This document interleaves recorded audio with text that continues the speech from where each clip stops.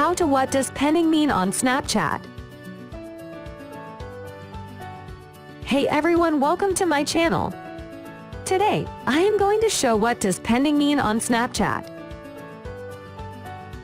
So let's get started. When a message or snap is pending on Snapchat, it means that Snapchat has not been able to deliver it to the recipient. There are a few reasons why this might happen. The recipient may not be connected to the internet.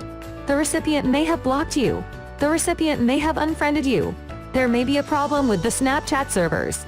If a message or snap is pending, there are a few things you can do to try to fix it. Check your internet connection and make sure you are connected to Wi-Fi or a cellular network. Send the message or snap again. Ask the recipient to check their internet connection and make sure they are connected to the internet. Ask the recipient to unblock you or refriend you. Wait and see if the message or snap eventually delivers. If it doesn't deliver after a few hours, you may need to contact Snapchat support. That's it. Remember to like, subscribe, and hit the bell icon.